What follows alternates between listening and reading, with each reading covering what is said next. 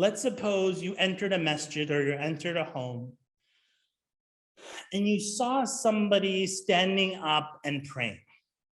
Now this person is praying and they're crying.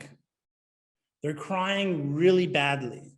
And you're waiting for a very long time. They haven't gone into ruku, or they're in ruku, or they're in sajda, and they're in that position for a very, very long time. And they're crying and they're shaking. And you start to even feel sorry. What has happened to this person? What do you think? If you saw somebody like, picture that, you saw somebody crying and shaking, what do you think happened to them that would make them cry like that? Give me some comments.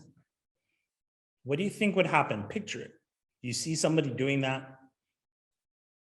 Loss of a loved one, someone died, grief, heartbroken.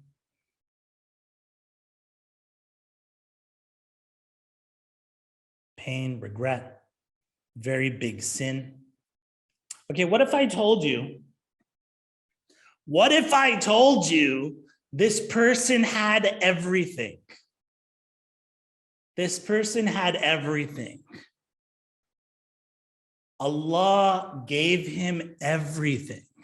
He gave him all his past sins forgiven and anything he would do in the future forgiven.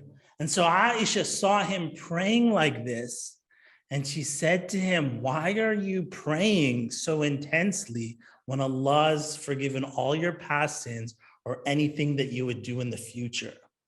And the Prophet ﷺ said, أَفَلَا أَكُونُ عَبْدًا شَكُورًا. Shouldn't I be a thankful servant of Allah?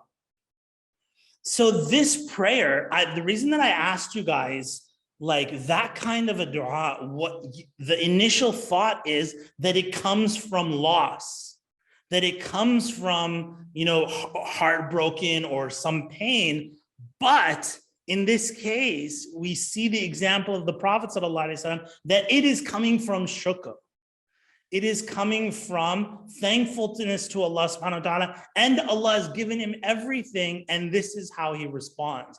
And so there's so many lessons from this, but the key lesson that I want you to get from it is this is how you make dua even when you have everything.